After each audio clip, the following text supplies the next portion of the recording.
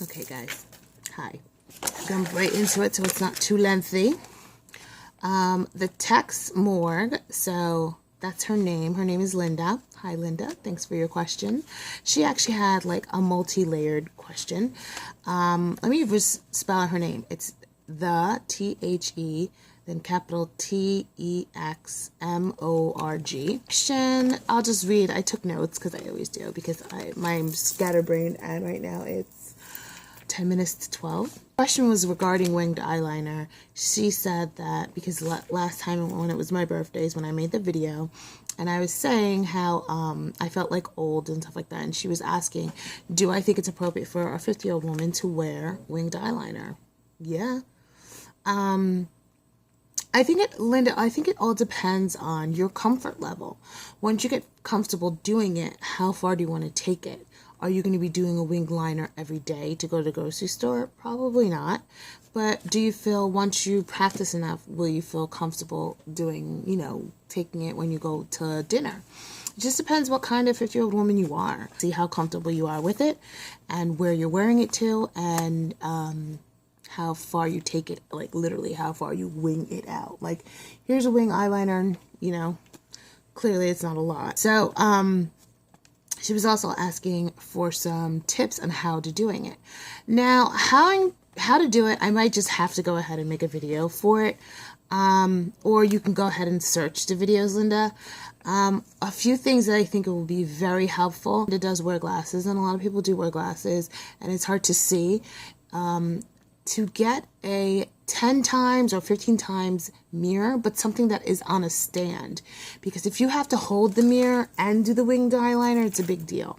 But if you have it already standing in a position that's, the height that's good, or say the stand is only 7 inches and it's not tall enough, get something else. Like get, clear something flat that you could stick it on that gives it another inch, another 2 inches, what have you, that's comfortable and safe for you. So you don't have to be like, trying to figure it out. Like a compact like this is probably not big enough to see a winged eyeliner if you're not used to doing it. It's good to be able to see both eyes, and it's hard to see both eyes properly using a mirror like this in a compact. The next thing I was saying, practice, practice, practice. Don't, Linda, and other people out there, do not practice if you're going out to dinner in 20 minutes and you need to put liner on. That is not the time to start trying to do a winged eyeliner, because if you're not used to doing it, you'll do it and you'll do one eye nicely or well enough, and then you try to do the other eye and it's not good. Even for me, it's hard for me to do a proper liner when I'm not paying attention or if I'm rushing. Not that it's hard, but it's it takes more cleanup, okay? And the last thing you want to do in trying something new is to get frustrated with it. So take your time. When I like to play with makeup is after I'm coming home and I'm not doing anything but taking a shower. Whatever I have on, I'll add to it. I'll see something, I want to try and see what would look nice with this coloring, so next time I can try it, that's the best time to do it. So not literally before you go to bed, but maybe before you go ahead and take a shower, or before you wash your face for the night. If it's not too late and you're not exhausted, go ahead and try doing a winged eyeliner or play with your makeup. That's when I would do that. Cream eyeliners, I think, are the best for all ages, because you can kind of manipulate the cream to not being placed, but if your eyes are getting have more lines in them, like my eyes even at this point now are getting a little bit more textured. If I have a lot of shadow on them, of course they're going to build up a little bit more texture. So, a cream eyeliner I feel like is the best all around for doing a winged eyeliner. Just make sure that the cream is actually creamy, not like wet creamy, but creamy. MAC makes Black Track, or MAC makes Fluid Line, which the color is called Black Track. Dip Down is also a very deep brown. That's a really nice one. If you want to use that. Different brands. Wet n Wild makes a brand. The one with Fergie is pretty good. Smashbox, they all make pretty decent gel eyeliners. I know 100% I'm sure that MAC's Black Track and MAC's Fluid Line is waterproof. I've said this to many of my customers. I've swam in Florida with it, and that was the only thing that stayed on. Linda's next question. Thanks, Linda. I wanted to say, I hope you had a good time in Malaysia, because I know you were going there the week that I made the video, the coming week, and I didn't get to doing the video until now. So either you're still there or you've come back from being there. So I hope you had a good time. What brushes do I recommend? I'm going to speak on MAC brushes and a little bit on some other brushes, because I've actually used these brushes. I like the MAC brushes. The 239, it's a flat eyeshadow brush. The 130, it's great for doing concealer, it's great for doing contouring, it's great for doing liquid and creams. The 217 is a fluffy brush. It's a white bristled fluffy brush. I actually like doing that for concealer also. The 109 is great for contouring because it's small enough. A lot of people, if you know how to contour, you can use the bigger brushes. If you're starting out learning how to contour, like another question we have coming later, start with a smaller brush. Sonia Kashuk at Target, you can get that at Target. I don't know if they carry Target where you are, Linda, because I believe Linda is in Australia. If not, maybe she's in Texas. But she said down under, so, okay, whatever, anyway. So if you can get Sonia Kashuk to you, Linda, Sonia Kashuk actually makes great single brushes and a lot of brush sets. So if you can go ahead and swing that, you can try her brushes too. I've used her brushes. You guys seen that? I've used her brushes. Very good. Smashbox also makes great brushes. And there's a lot of makeup brands. Sigma makes really good brushes. Now, a lot of people have had issues with Sigma. I'm talking years ago, I believe 2011 or 2011. I was at a show. I did a show with Victoria Styles, and after we used the products, it was Sigma brushes. Sigma sponsored the show. We were able to keep them, and I've been using them ever since. So the brushes I had, I have noted them in any makeup tutorials or whatever. I've spoke about them before. They were good brushes. So Linda's last question was talking about lipsticks, and she was saying how she has a problem with lipstick staying on. So I tell my customers on Saturdays and Sundays, I tell 90% of the customers who come in looking for lipsticks, well, what kind of lipstick, stays on? And I say, on Saturday and Sundays, or actually, anytime a customer comes in, I say, what stays on the most?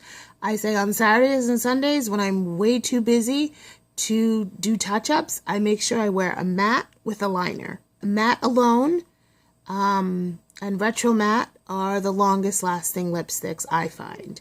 So that's what I would suggest. On Instagram, Josie Posey 4 asked how to contour. Okay, this is going to be quick because there's so many contouring tutorials out there, but I find that some of them take it too far, take it to more of, Wayne, who's Goss Makeup, speaks about this brilliantly.